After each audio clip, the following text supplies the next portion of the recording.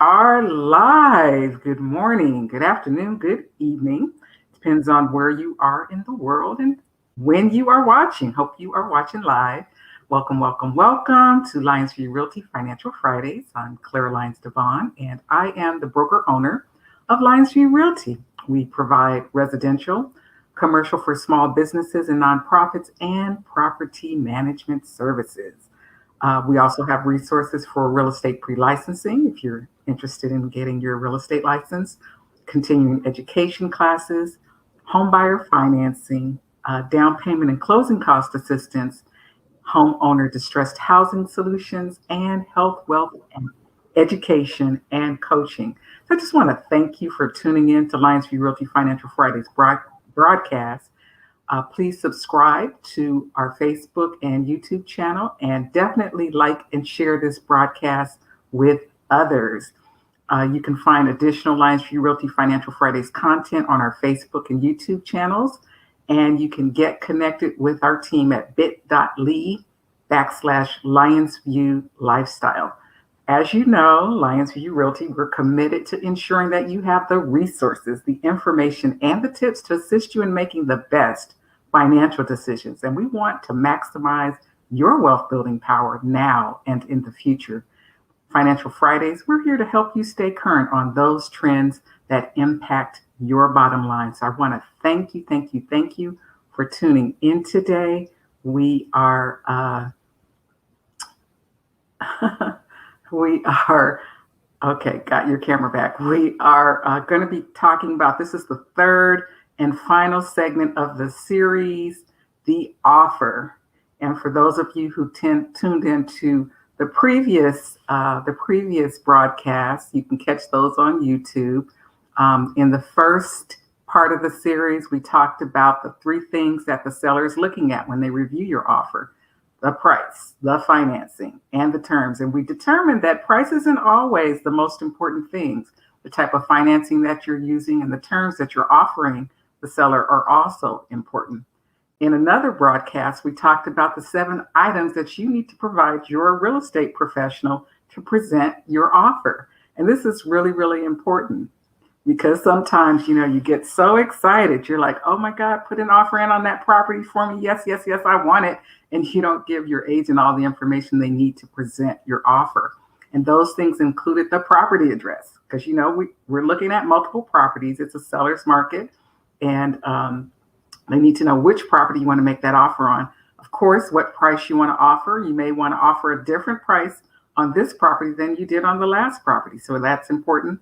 How much you're putting down for your earnest money deposit, the type of financing that you're going to be using, how much down payment money you're going to put on that property, the terms that you are going to use, anything that's going to add or take away from that contract if you need a seller assist, if you want that jacuzzi that's in the backyard, those types of things, and your close date.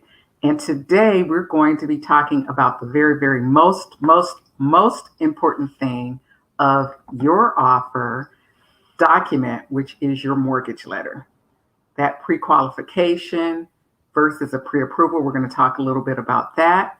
And today I have a wonderful gentleman and possibly a wonderful lady who will also be joining us, but we'll see, to talk about the mortgage letter. So I'd like to welcome Mr. Antrone Dailey of Annie Mac Mortgage. Good morning, good morning, good morning.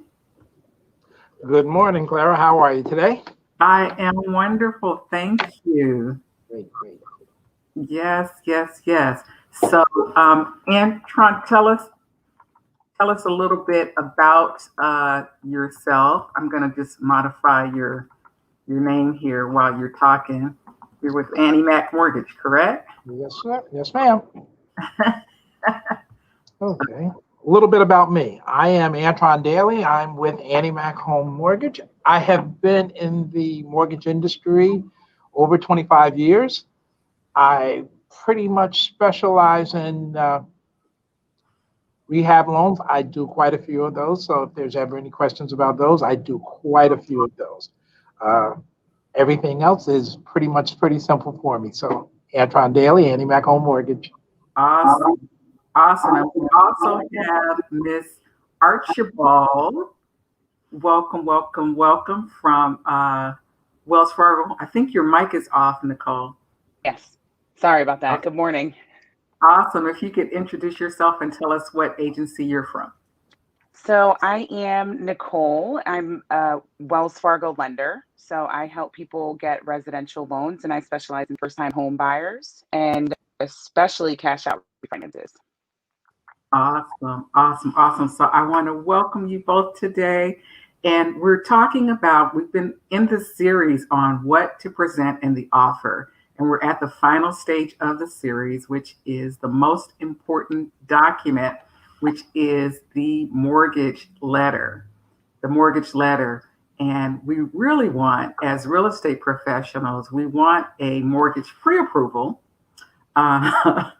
which is, as you know, when the lender reviews the finances, determine how much you're qualified to borrow.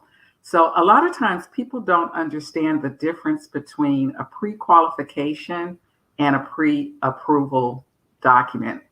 Would one of you like to address that as a starting point? So basically, when you're pre-qualified and pre-approved, they're two different things. So basically, when you're pre-qualified, that means you went and spoke to a professional about your financial situation, about your financial picture, and they gave you some rough estimates on what you will qualify for based off of what you told that individual. So it's like me coming to Antrone saying, "Hey, Antrone, I think my credit score is, a 680, and I pay about $2,000 a month in bills, and I make $8,000 a month in income. What do you think I'll qualify for?" So that would be basically what your pre-qualification looks like. Once you do a pre-approval, that means your lending professional actually took a look at your documentation and verified your income, verified your assets, calculated your income properly, and also ran a copy of your credit report and took a look and made sure that there was nothing in there that would hinder you from getting approved. So once you get that, then you have your pre-approval. So that's going to definitely stand stronger in an offer than a pre-qualification, if that makes sense. So it just, lets the buyer and your realtor know that, hey, this person actually took that second step. They provided documents. They're a little bit more serious about getting this loan. And you can safely assume they're going to get approved based off of the criteria that's provided in that pre-qualification letter. Gotcha. So, Antrone, is there anything else that Wells Fargo do that's differently between the pre-qualification and the pre-approval process? No, it's pretty much the same, but I don't give a pre-qual unless I've run the credit report. So the only thing that I normally know is that the person is actually credit worthy. Other than that, I'm going to base everything on what you tell me. At that point, I can give you a pre-approval and a pre-qualification letter at that point in time. But as Nicole said, for a pre-approval, you actually have to present documentation to us so that we can actually say this, what you're telling me lines up with what we have as far as the information you presented. Gotcha. And I think that's really important. One of the things I don't think that people realize sometimes is that real estate agents will call your lender to see if you provided any documentation to that lender for the letter that you're providing. And so sometimes you get a letter, you're excited, you say, yay, I told them I made a gazillion dollars and my credit was this, but as Antrone and Nicole said, they're going to run your credit. And a lot of times clients will say, I don't want them running my credit. I'm like, well, you're asking someone to give you a great deal of money. So you need to know how you've been about paying your bills, right? That's very, very important. So that's number one. Number two is I tell clients that, if you apply for a mortgage and you apply to multiple, with multiple lenders, it doesn't ding you, it only dings you, I think, once. If you're in that, in that same period of time that you're applying, it doesn't, people are like, oh, my credit score is going to go down. Is that accurate, not accurate? Well, in reference to the credit portion, it will show as inquiries. So I think Right. that's what people get mixed up. It's a little different when you're shopping for a mortgage as opposed to buying a car or applying for a credit card. Each line of credit is different. So what you're applying for is a mortgage line of credit. When you're looking for a vehicle, it's an installment line of credit. So they have their different criteria, first of all. Second of all, they impact your credit differently. So a lot of people are concerned, like, hey, I'm going to pull my credit. I don't want it to mess my score up, blah, blah, blah, blah, blah. And I'm like, well, I understand that. But at the same time, you're also adding hundreds of thousands of dollars to your credit line. It's going to impact your credit regardless. And yes, it is true. If you do a few applications within a certain time frame, it's not going to count as separate hard inquiries and bring your score down each time. A lot of people are concerned about that. For the most part, if a customer comes in does an application, and let's say their score is a 720, and then they go to Antron in a couple of days, he should pull the exact same credit report that I just pulled. So there is a certain window. However, if you do it, let's say in another 2 months, then your score may be affected at that point. But if you go within a week between Antron and myself, then your score should be exactly the same. And we should get the exact same report. But it's not going to go down twice because you saw Antron and then saw me. Gotcha. Gotcha. Gotcha. So definitely provide the documentation that the lender is requesting so that you can get a pre-approval versus a pre-qualification for your loan. You don't want to go all that way, find a house, get in the contract and realize you can't, you don't qualify, or you may be going for a specific program that's being offered and you may not qualify for that program. I had a situation where a client applied for a program, gave them the verbal information, they made great income, and it turns out once they submitted their documentation, they actually made more money than they needed to for this particular program, which knocked them out, right? And so they were all gung-ho, thought they were getting it, and boom, not happening. So it's important to provide the documentation. So Antron, what documents do people need to provide to get the actual approval? Like what are the things that you're looking for? Actually, that's probably the easiest part of the whole deal, is that we're going to be looking for your W-2s, tax returns for the last 2 years. We're going to be looking for the last 30 days of your pay stubs. We're going to be looking for photo ID, and we're going to look for your bank statements for the last 2 months. So those are things that normally people have right at their fingertips. So it's not that complicated. And I know you laughed, you just laughed at that, but what happens is this: when you're starting to get ready to enter into this mortgage process, we now have to tell our people it's time to start getting ready. And getting ready means that you go and you print out your tax returns, you go and you print out your pay stubs, you print out your W-2s, you put them in one spot, and then you're able to present. This year was the first year ever that I was able to go to my tax person and say, here. And what happened was I actually got prepared this year. So this year when my things started to come in, I put them in a box. So every letter that came in that I needed, I put in the box. And when it was time to go and see him, I just picked up the box and went. And I've been telling my applicants to do exactly the same thing. Every document that you're going to need, put it in the box. Because if it takes you 2 months to find a house, or if it takes you 6 months, all you've done is prepared yourself to be ready. And it's real easy, 4 simple things: pay stubs, W-2s, bank statements, and photo ID. Let's get it together, and that's what I'm looking for. And we can give you the pre-approval based on that, as opposed to the pre-qualification. Indeed. So get ready, get ready, get ready, right? Nicole, are there any other things that you guys require up front?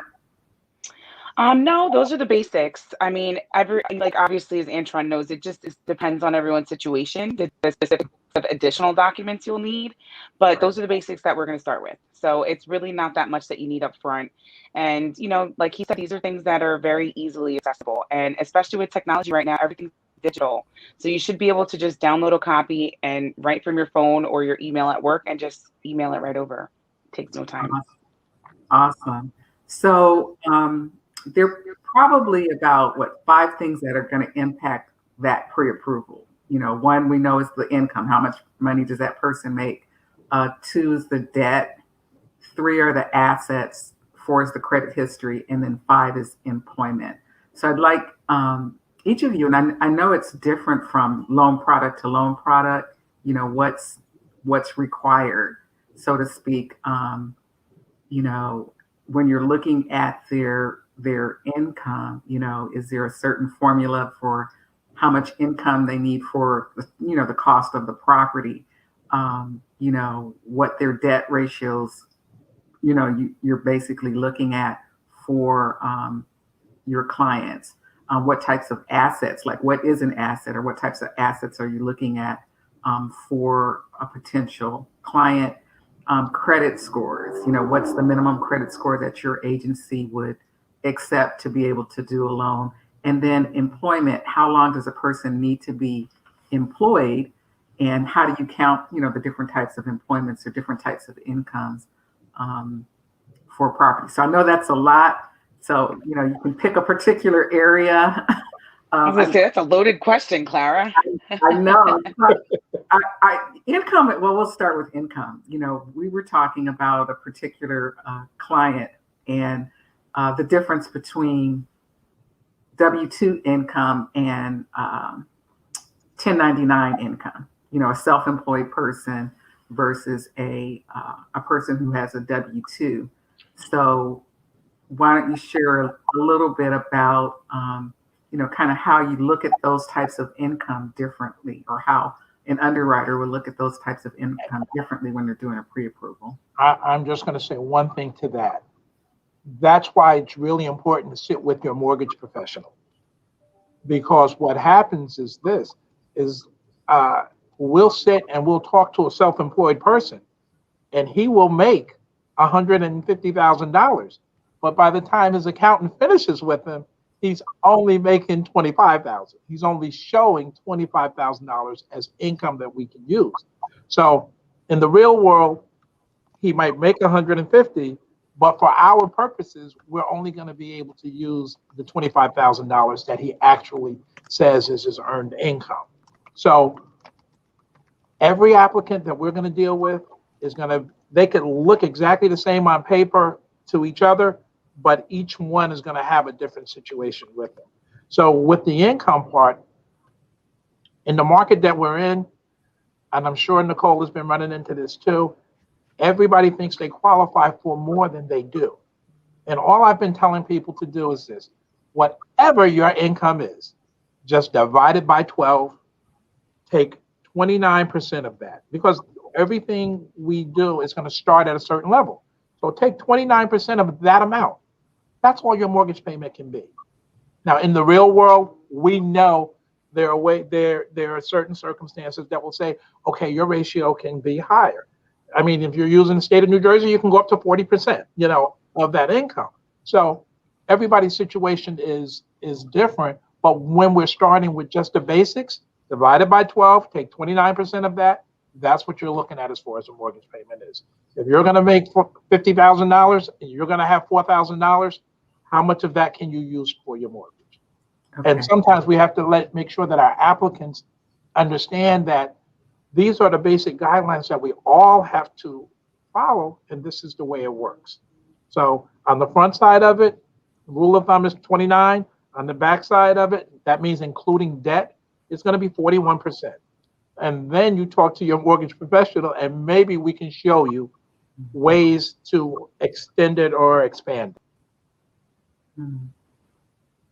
Nicole, on the income piece between the self-employed and the W-2 employed, do you have anything to add? I was just going to say, you kind of hit the nail on the head with that, Antron, especially when we're dealing with first-time home buyers or, people who maybe make commission. That's another issue that we run into, and people who make overtime income. Those things are separate than what you actually make. So we have to calculate it a little bit differently.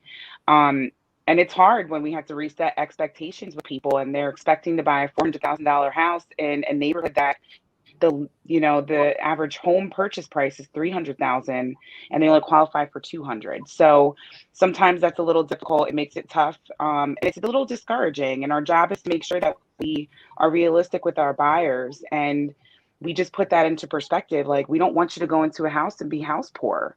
So there's a reason why we have this set up this way. It's not to hurt your feelings. It's not to make you feel bad. It's so that you can afford to pay this house back over time.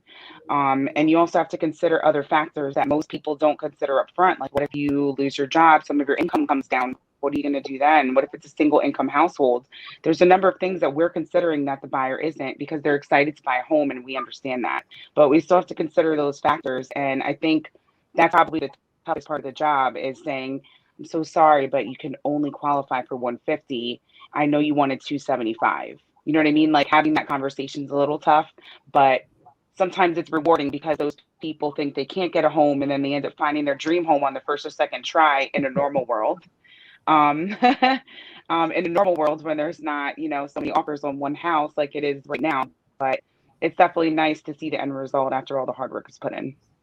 Yeah. So I think you both made three really, really good points. Is that you can have three clients. They all make, let's say, $500,000 a month.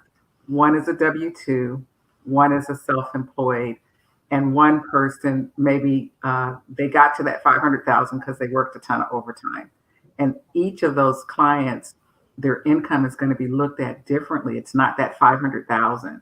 It may be higher, it may be lower, based on where that income is coming from. So it's important for the lender to know, for you as the lender to know, and for the buyer to disclose if they're self-employed, if they think, oh, I make 500,000, and when in fact they only make $4 because they did $100,000 in overtime,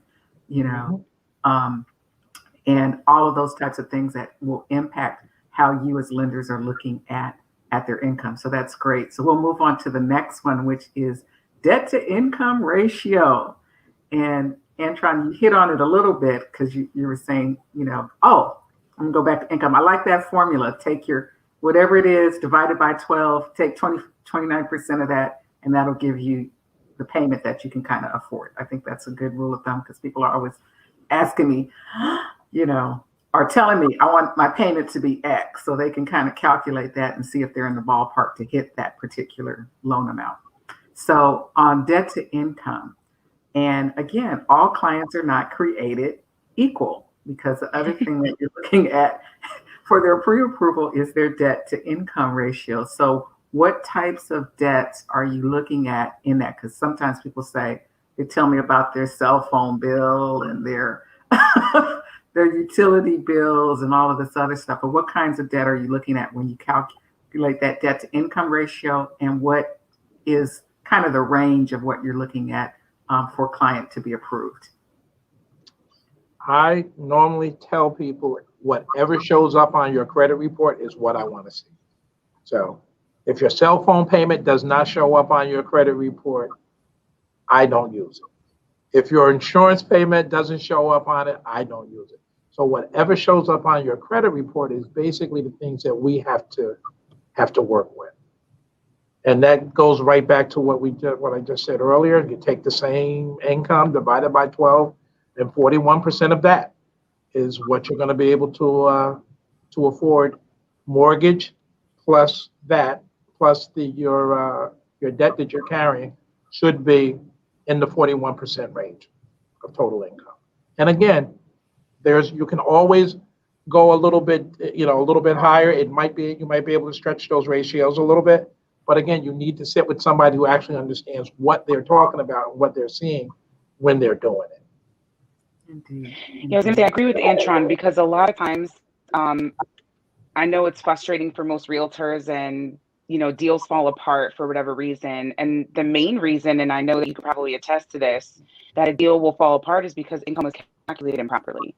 So that's a huge piece of how things are supposed to go. Now, when I say income, I'm also including the debt portion, because sometimes there are things that, like to Antrone's, what he just said, that's what I always tell them. Whatever comes on the credit report, that's what we have to go by. However, there may be some things that are not on the credit report that we have to include in some cases, like child support payments, even if you don't have an order, any regular payments that will come out of your bank account. So that's a whole nother rabbit hole that we can go down.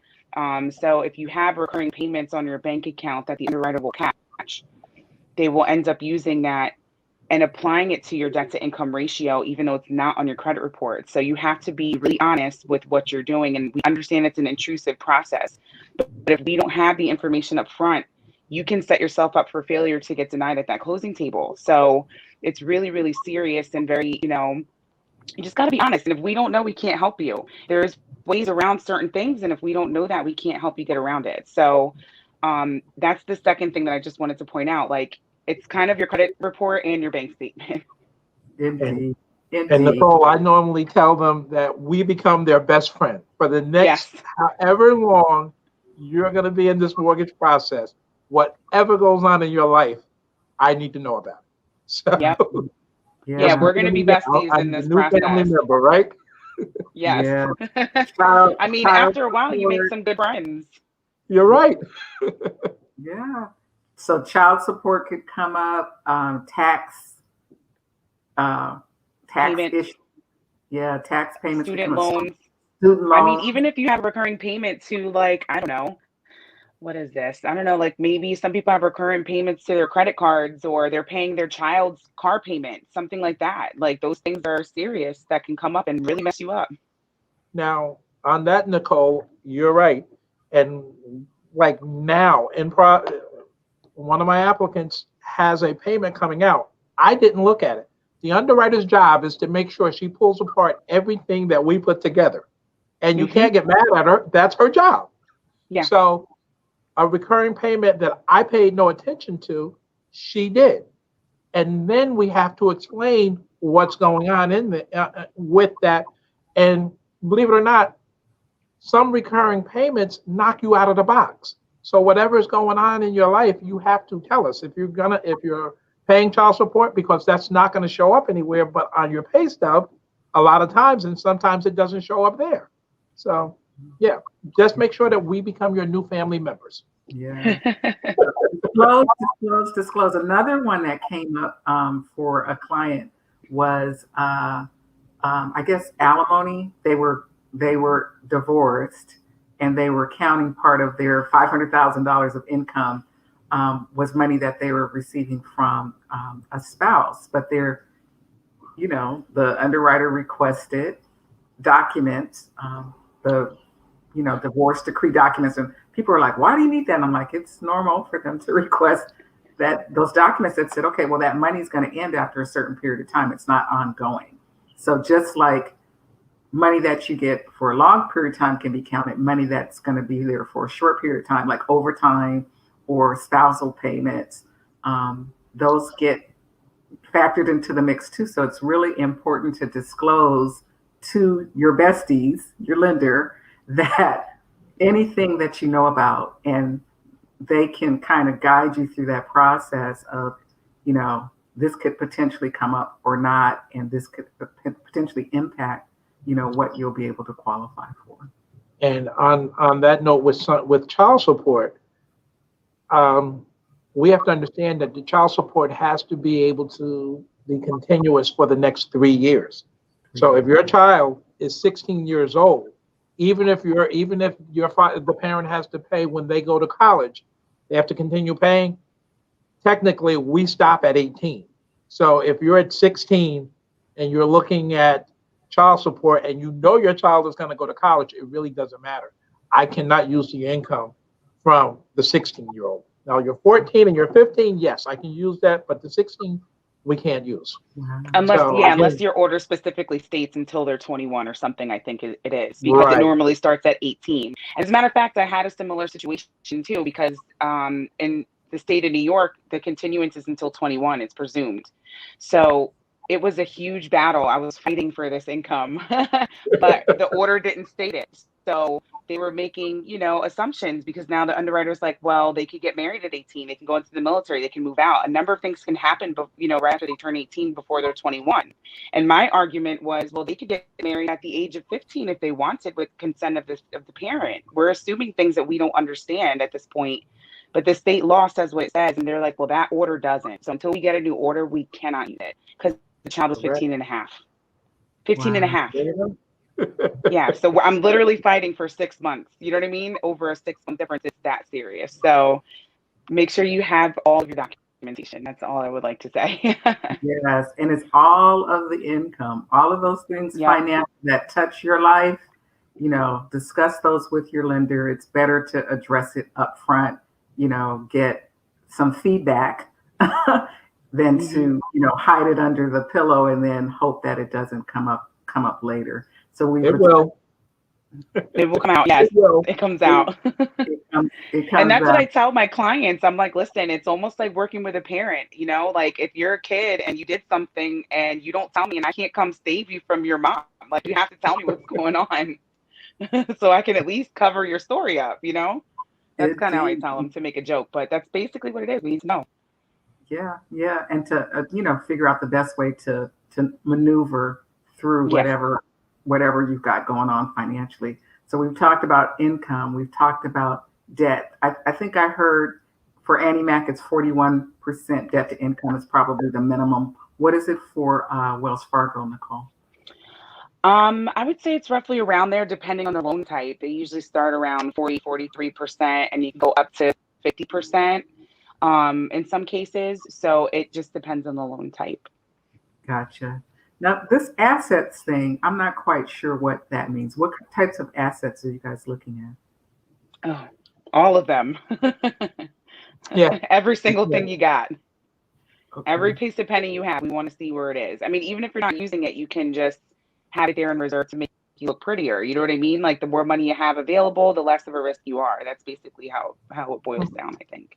So like in certain cases, because you have the assets, what we call reserves, because you have the reserves sitting there, you might get approved as opposed to not having the reserves.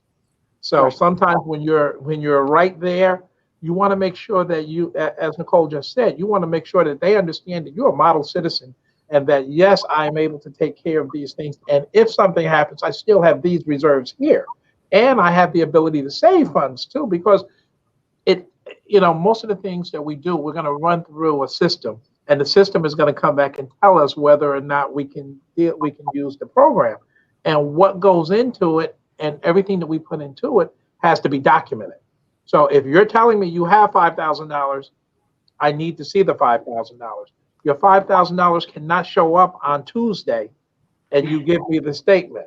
So, oh my God, I love that you just said that. So we have to say that again. It has to be in your account. We call it seasoning. Yes, every dollar in your account that we're going to use has to have a name on it. It has to say this dollar came from here. If you can't tell us that dollar came from there, we can't use that dollar. So everything that pops up. So your parents can always give you a gift. Your children can always give you a gift. But your child has to have a bank statement that says this $1,000 came out of this account and went into this account. If your child cannot say that, then we run into a problem verifying that asset. So if your assets have been in the bank for 3 months, I normally have been asking for 3 months of bank statements.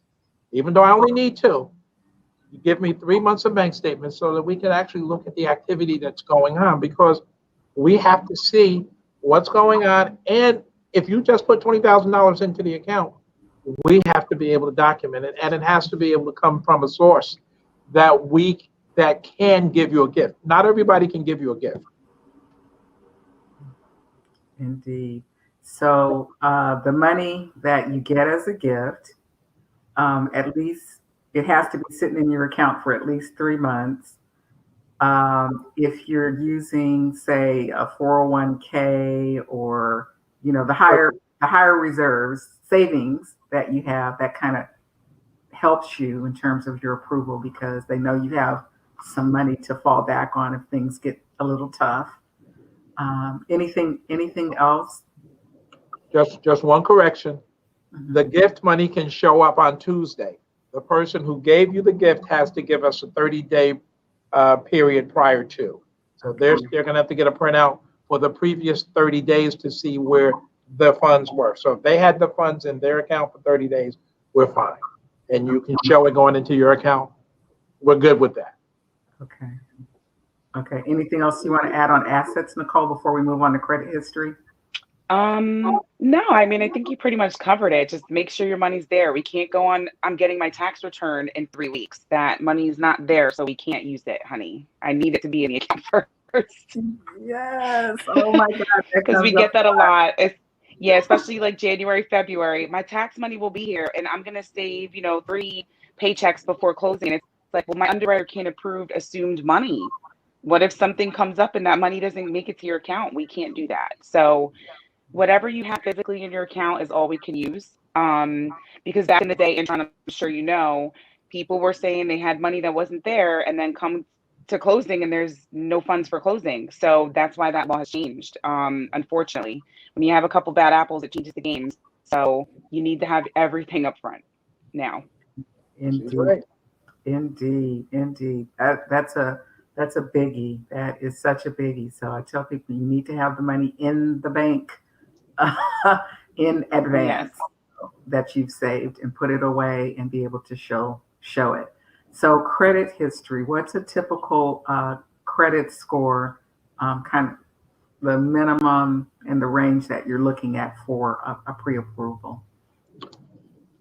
Well, I Well, think it depends on the lender, right? Because yours might be different than mine, and etc. yeah.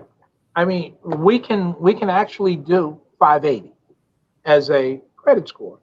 But my applicants, I asked them why. Why would you want to do 580?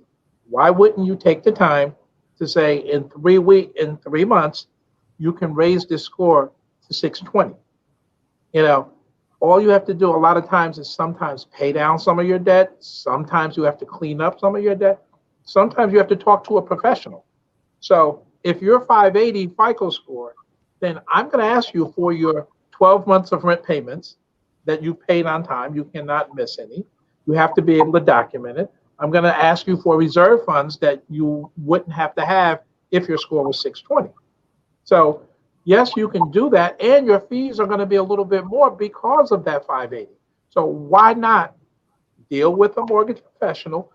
And that's why you're when you say get pre-approved, you just need to understand where you're starting at so that at the end of the day, you'll know where you're going to be able to get to. So a lot of times, and I'm quite sure Nicole gets it too, people call up and they tell you, I'm ready to buy, I have great credit, I'm ready to go. You pull the credit report, and yes, you have great credit, but you just got hit with, this collection account just popped on your credit report, or your daughter's credit, the credit card you gave your daughter, she did not pay. So now those two things hit, and now your score has dropped 100 points. So you need to understand exactly what's going on in your financial world so that you'll be ready to do this. And a lot of times people will come to us and they'll say that Credit Karma says their score is 680. And we'll pull the mortgage, we'll pull the credit report, and it's 609. You know what I'm saying? Yeah. And nothing bad against Credit Karma because they have a great service. If you actually look into some of the things they do for you, it's great. But they're going to use a different algorithm than the mortgage companies are going to be using when it comes to getting your credit score. And I think that's important for people to understand that the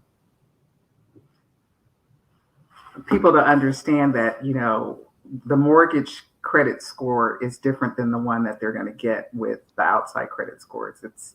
It's a little bit, they see more information than those two. Yeah, and that's kind of to my point what I was explaining earlier, like when you go to apply for a vehicle loan, it's a different type of score than what I'm going to get as a mortgage lender. So what he was explaining, Antron, about Credit Karma, for example, I say that to my customers all the time. Check there first. Get an idea of where you think your score is. And from there, we can have an idea what your score really is, because we know what the numbers look like. And at that point, I always tell them there's different FICO scoring systems. So you can log into Capital One, Wells Fargo, and Credit Karma and Experian, and you're going to get a different number every time. So we know based off of those numbers where you should fall from just experience at this point. You know what I'm saying? So it's not going to be exact, but it should be in the ballpark within, I want to say, I don't know, 30 points, if you will. So if you see a 650 on, let's say Wells Fargo through your bank account on the app, and I pull it, I can safely assume it's going to be between a 600 and a 620. And most of the time, I'm always right. So just as a precaution, whenever you have a customer or a potential buyer that's going to say that to you, then that should trigger in your head. It's going to be lower than that number they're giving you already. Yeah. And this is a competitive market, guys, so one, you want your credit score to be as high as possible. I think the average around the lender industry was 640, and now a lot of them are looking at 680. So if your score is under 680, and people are working with clients, you need to up your game to be more approval ready. So if I've got a gazillion dollars to lend out, right? And I can lend out to, I have applicants who have better credit worthiness, I may not be as lenient on some other issues if your credit score is lower, because that's saying you haven't been paying your obligations on time somewhere in life. You've had some hits and some dings. So that's an area that buyers really need to work on and take very seriously so that they can get the strongest chance of approval of their mortgage documents. We're going to move on to employment. How long do people need to be employed on their current job? This comes up a lot too, because folks are job hopping or they're going to another job. Like, speak a little bit about the minimum amount of time that they need to be at a particular place of employment, and if they change jobs, what some of the criteria are that help them and hurt them. Well, I'm telling everybody I need to go back. I just need a 2-year work history of what you've done in the last 2 years. And as long as we can say that you've been working for those 2 years, we're normally going to be fine. But I lost a loan because of this. I had an applicant who for the last 3 years basically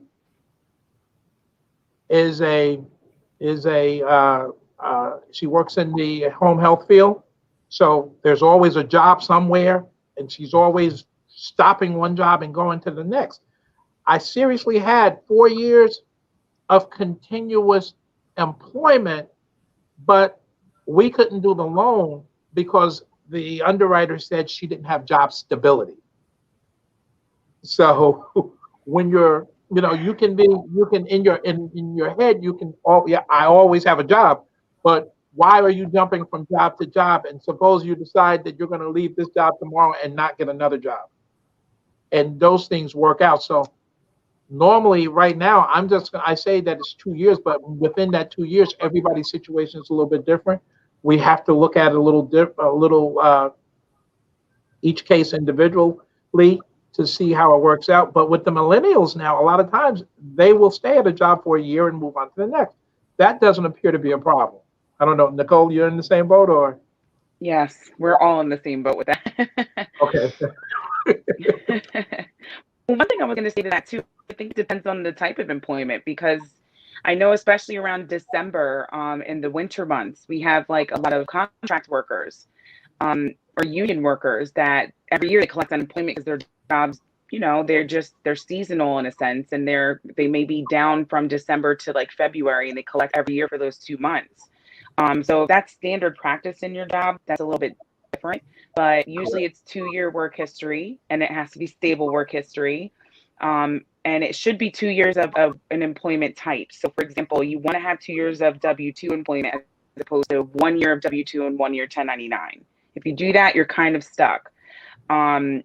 And then also I've had people get approved if you're a student and come out of college with a job.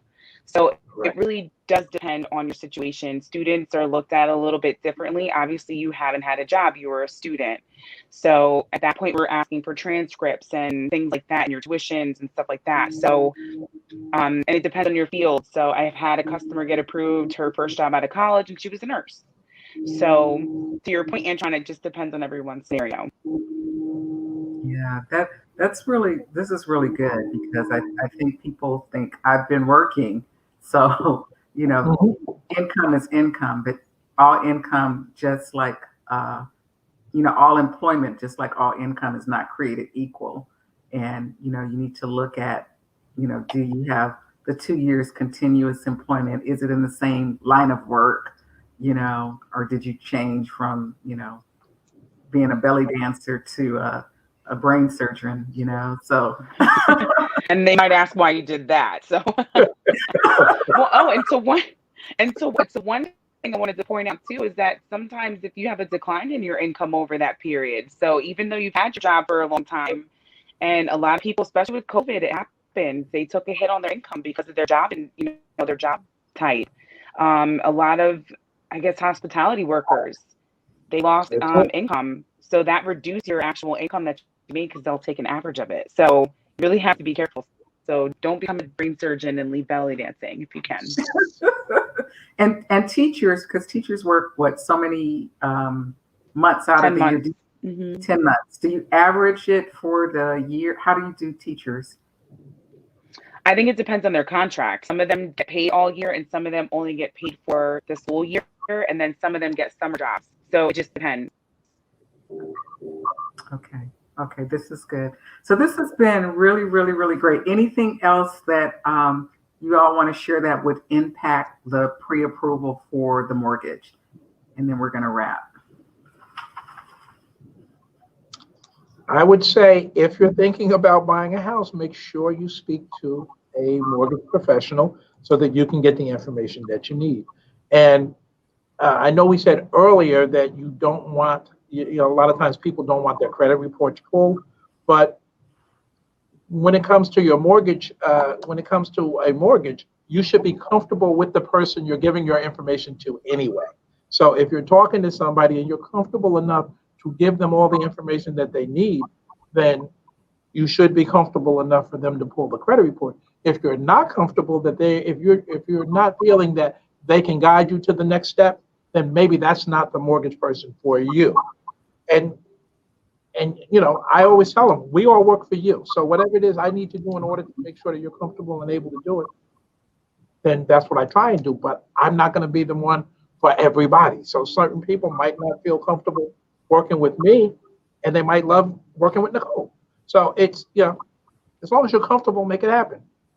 Indeed. Nicole? I was gonna say I agree. You just have to make sure that you're comfortable with the person that you work with. And my rule of thumb is if you don't know what's going on at any point in time, then you need to find someone else because there should never be a point in the process that you can't A, reach me, and B, get an answer. It may not be the answer you're looking for. It may not be what you're expecting to hear, but I will always pick up my phone and I will always say, hey, I don't know. I'm still working on it. Because a lot of times people forget a loan process has at least 10 to 15 people dealing with your financial situation. It's not just me. So once I let go of the file, we have a processor, we have attorneys, we have realtors, we have underwriters, sometimes two underwriters, sometimes the closing team, sometimes the funder, the title company. So those are just a few people that I mentioned, and I may not have the answer because I really don't know. So it may take some time to get to it, but as long as you have someone that's holding your hand and picking up the phone and saying, I will get you what you need, you have that contact person, and that's the person for you. If you don't know what's going on and which way is up, then that's the time to get out of Dodge. You got to find somebody else because this is your money, this is your house, and you need to know where your money's going. Indeed, indeed. This has been awesome. I really, really appreciate both of you coming on because this is the most important step in the offer. This is the end of this series, but getting that pre-approval is important. It's going to tell you, what you need to do. It's going to tell you, how much you're going to pay every month and that's going to fit into your budget. It's going to, make your offer more competitive. You cannot go into this You can't purchase a home without a pre-qualification or a pre-approval letter. You want a pre-approval letter, and that makes you more desirable, especially in these bidding war days. And then you want to be confident in your ability to secure a loan, and if you provided those items and the items that your lender is requesting of you upfront in advance of going into the search process, you're going to be ready. You're going to be prepared. So get ready, get ready, get ready. Be prepared, and know that you're strong in your pre-approval and getting the loan for the property that you want. You don't want to go through the whole process and not get approved, right? So I think that both Nicole and Antrone have offered some really valuable information. If you guys could both just provide your contact information to our listeners so they can reach out to you to get further in this process of the pre-approval for their mortgage, that would be awesome. Nicole, So I am with Wells Fargo. I promise it's not as scary as some people think.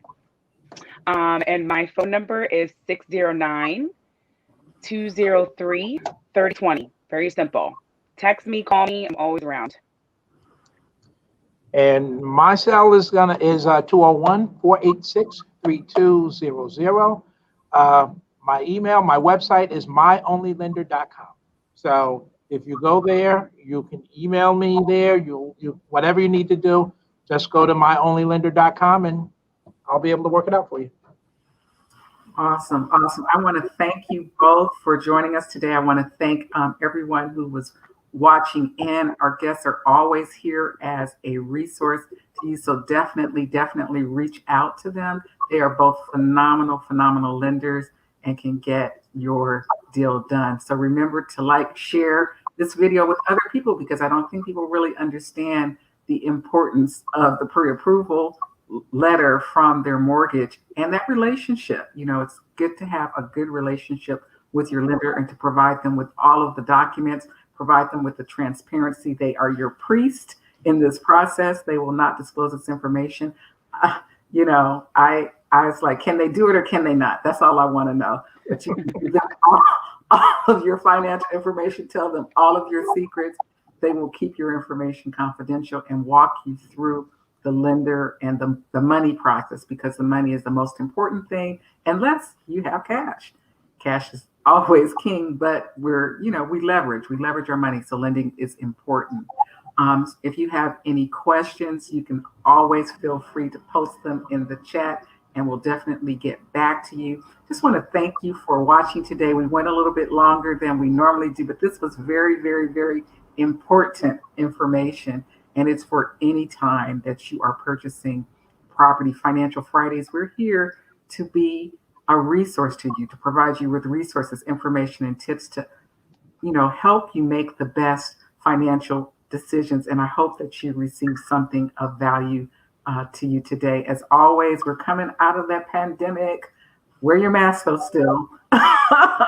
And to anybody who has lost a loved one, just want to send love and light out to you. If you have anyone in the hospital for any reason and you can't see or be with them, if you're still experiencing physical distancing, because there are some folks that are still staying quarantined in, love and light out to you, and especially to our essential employees who provide those needed services, our healthcare, transportation, police, fire, and especially our leadership. Just want to encourage everyone to take care of yourself, take care of your family, and stay safe.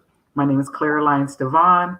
Financial Fridays, we stream Fridays on Facebook and YouTube live at 9:30 Eastern Standard Time. Until then, keep living your best life. Thanks, Nicole. Thanks, Antrone. Thank you.